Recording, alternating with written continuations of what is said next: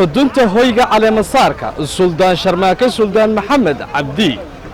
iyo geedka shirka ee magaalada Garcadag ee gobolka Sanaag mudan iyo mas'uul bahda madax dhaqameedka Soomaaliland kuwa deegaanada Soomaalida xubnaha golaha wasiirada ee xukuumadda saraakiisha sare xisbiyada mucaaridka ah xildhibaano ka tirsan golayaasha baarlamaanka xubno kamid ah gudoomiyaasha gobolada Soomaaliland aqoon-yahan culimo diin dhalinyar haween iyo qaybaha bulshada ee degmada Garcadag kuwa gobolka Sanaag iyo waftiisa kala yimid Soomaaliland iyo dalalka jaarka iyo goobjoog ka ahaa caleemasaarka suldaanka cusub ee beel kamid ah beelaha Soomaaliland suldaan sharmaake suldaan maxamed cabdi cali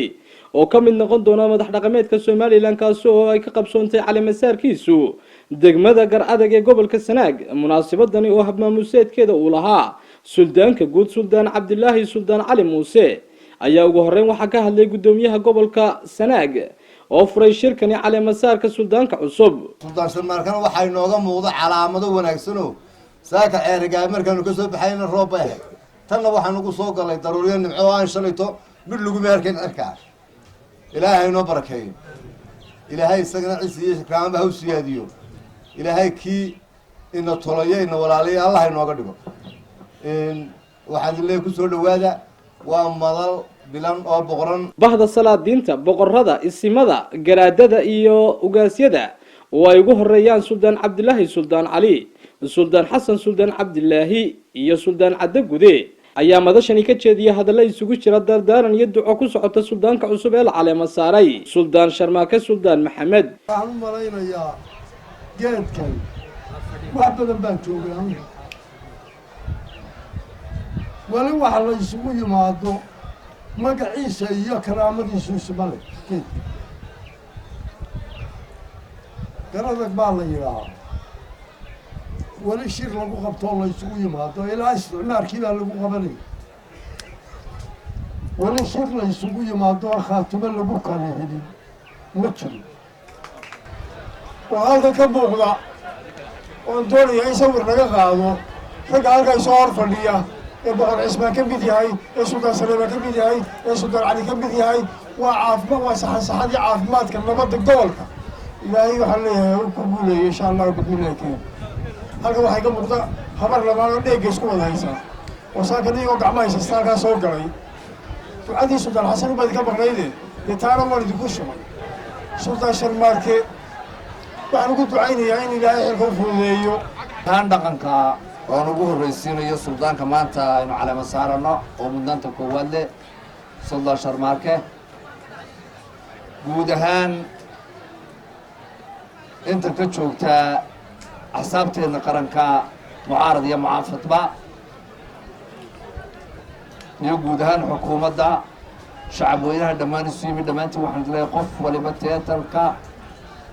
uu leeyahay ayaa ku salaamaya salaam marka nabad laga hadlayo nabaddu horta ummadda reer Soomaaliland oo dhan bay u tahay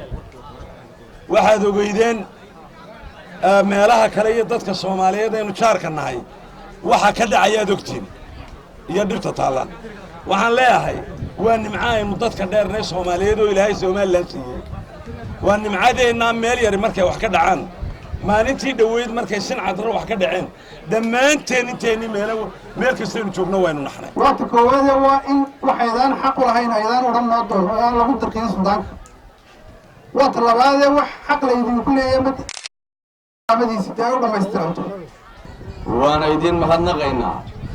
inaa suldaankayga ajiibteen suldaanku waa abaanduulihii waa odaygii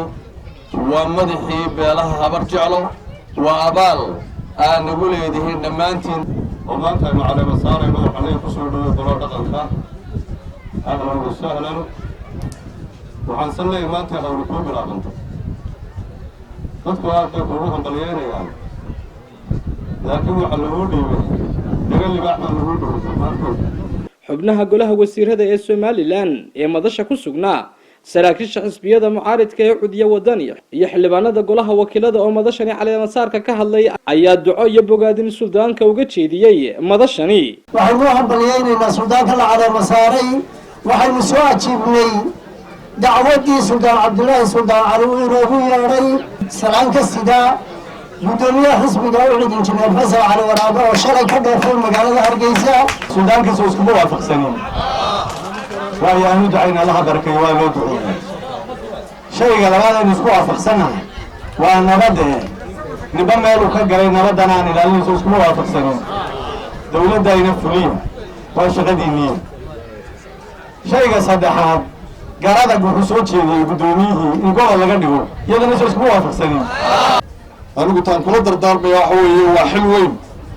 إن الله يكون فضلينا ونقدر عيننا وحانو رج بكا إلهي كبرينا ضغطه سدا أي كروب شقينيين سدا لقاقي يمد عفها سومالي لاند سدا لقو شرفي إن إلهي وكو قرطو حلقاس إن أدو قدتو جيد كان سلطان محمد عبد علي لغتر لقو دورتين مروحة لقو دورتين ويركي حكومة دي شعب كهيدي وقدم بيسي كوني سقال بقول يستيدي لحدنكي dabadeedna inqalaabkii askartu waxaan ku dhahday kagala wareegay dowladdaas uu kagala wareegay marlabaadna waxaa lagu caleema saaray suldaannimadiisa ayaa lagu caleema saaray carab cabdi cali oo walaalkii haayo oo ka dambeeyena waa lagu caleema saaray alxamdulilah laga sheekeeyey geed barakale inuu yahayna laga sheekeeyey shirarkii ugu horreeyey ee nabadgelyada somaliland lagu unkay saddexdii shir ee ugu horreeyey buu ka mid ahaa insha allah waxaynu ilaahay ka baryaynaa maadaama aynu maanta suldaankan cusubna ku caleema saarayno inuu ilaahay iyadana tala khayr qabta guddoon wanaagsan caleemasaar wanaagsan suldaankana ilaahay aynu uga baryayno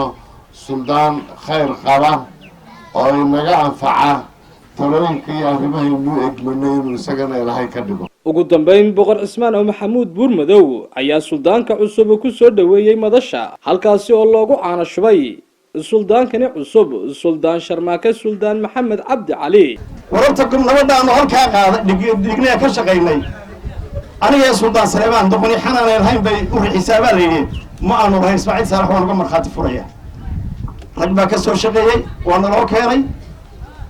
عقاشي ما فديدا علمادي ما فديا رك ما كسو شقي لكن اسماعيل وحنو فريا تاي محمد كاسك كان انو غران ماي بهي دريس بي هاي لبدها قولوا ايا اوكي لكن جميل حسن iyo hadii aan leeyahay kayaga kale kuma yihiin ilaahay inuu xaq waafajiyo waxba tari mayso inaanu maagno waanu hayno waxba tari mayso waa in loo duceeyaa anigana ducada igu daran waan idin salaamay dhammaan assalaamu calaykum waraxmatullaahi wabarakaatu waa fahmi kay saxirsi bulsha TV magaalada Gar Adag